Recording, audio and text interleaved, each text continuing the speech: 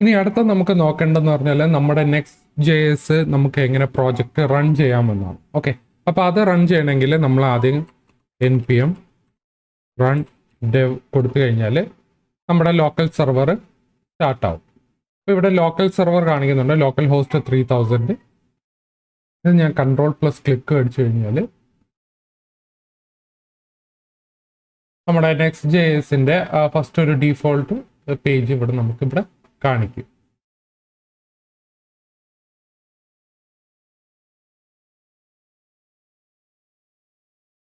ഇതാണ് നമ്മുടെ default page എന്ന് പറഞ്ഞാൽ. അപ്പോൾ ഇതിനകത്ത് സ്റ്റെപ്പ് പറഞ്ഞിട്ടുണ്ട്, get started by editing app/page.tsx, പിന്നെ save and see your changes instantly. അപ്പോൾ ആപ്പിനകത്തോട്ട് പോയി കഴിഞ്ഞാൽ നമുക്കിവിടെ page.tsx വന്നു കഴിഞ്ഞാൽ നമുക്ക് നമ്മുടെ ഇവിടെ സൈറ്റ് ഇവിടെ കാണാൻ പറ്റും. ഞാനിവിടെ റീഡ് അവർ ഡോക്സ് ടെസ്റ്റ് എന്ന് പറഞ്ഞു കൊടുത്തു കഴിഞ്ഞാൽ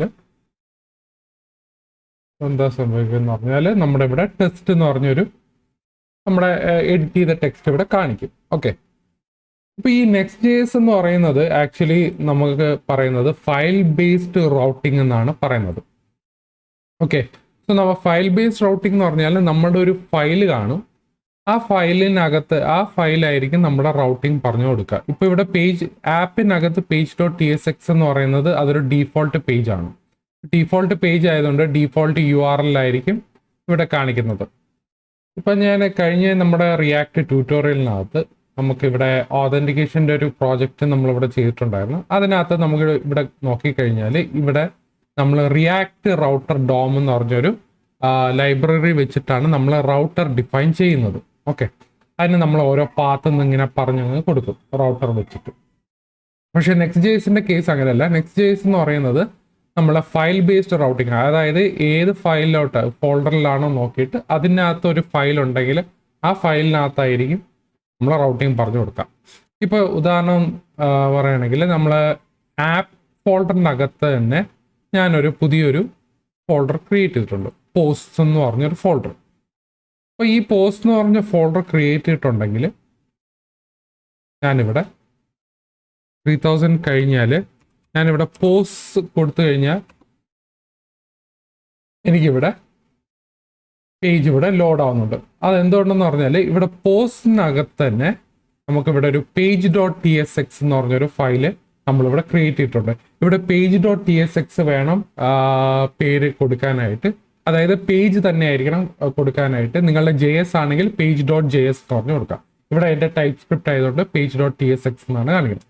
അപ്പോൾ ഇതിനകത്ത് ഞാനൊരു ഫംഗ്ഷനകത്ത് റിട്ടേൺ ചെയ്യുന്നത് about page in post folder എന്ന് പറഞ്ഞ് കൊടുത്തു കഴിഞ്ഞാൽ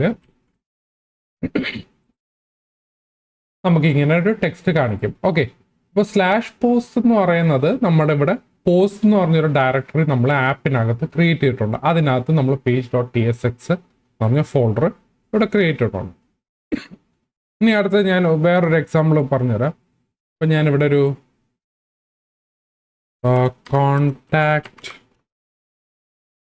കോണ്ടാക്ട് അസ് എന്ന് പറഞ്ഞൊരു ഫോൾഡർ ഞാൻ ക്രിയേറ്റ് ചെയ്തിട്ടുണ്ടെന്ന് വിചാരിച്ചു. അപ്പോൾ കോണ്ടാക്ട് അസ് ഞാൻ ആപ്പ് ഫോൾഡറിനകത്താണ് ക്രിയേറ്റ് ചെയ്തത്. അപ്പോൾ ഞാനിവിടെ URL എങ്ങനെ കൊടുക്കുമെന്ന് പറഞ്ഞാൽ നമ്മളിവിടെ കോണ്ടാക്ട് അസ് എന്ന് പറഞ്ഞ് കൊടുത്തു കഴിഞ്ഞാൽ ഇവിടെ 404 പേജ് നോട്ട് ഫൗണ്ട് എന്ന് പറഞ്ഞാണ് കാണിക്കുന്നത്. കാരണം ഈ ഫോൾഡറിനകത്ത് ഒരു ഫയല് പോലും ഇല്ല. അപ്പം നമ്മൾ ഈ ഫയലിനെ റൗട്ട് ചെയ്യണമെന്നുണ്ടെങ്കിൽ നമ്മൾ കോണ്ടാക്ട് അസ് ഫോൾഡറിനകത്ത് പിന്നെയും ഒരു ഫയൽ നമ്മൾ ഒരു ടൈപ്പ് സ്ക്രിപ്റ്റ് ഫയൽ ക്രിയേറ്റ് ചെയ്യും. നിങ്ങൾ JS ആണ് ചെയ്യുന്നതെങ്കിൽ JS ഫയൽ തന്നെ ക്രിയേറ്റ് ചെയ്യണം. അവിടെ ഞാനിവിടെ page.tsx എന്ന് പറഞ്ഞ് കൊടുത്തു. ഓക്കെ,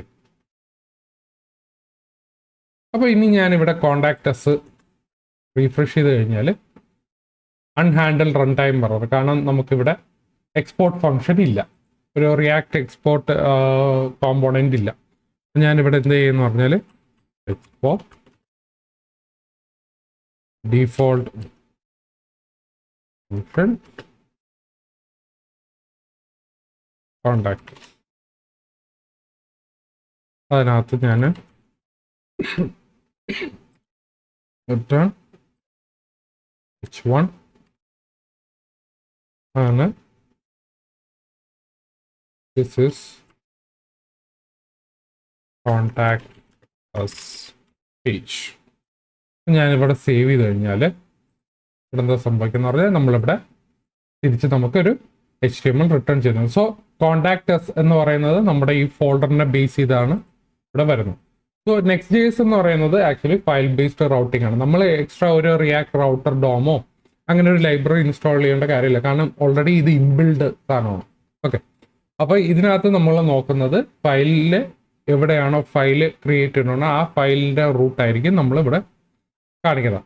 സോ നമ്മൾ ഓരോ ഫോൾഡർ ക്രിയേറ്റ് ചെയ്യുമ്പോഴും ഓരോ റൗട്ടിംഗ് ആണ് ഉദ്ദേശിക്കുന്നത്. ഓക്കെ, അപ്പോൾ ഇതിനകത്ത് കോൺടാക്ടേഴ്സ് ഈ പോസ്റ്റ് ഫോൾഡർ ക്രിയേറ്റ് ചെയ്ത് ആപ്പിനകത്താണ് ക്രിയേറ്റ് ചെയ്യേണ്ടത്.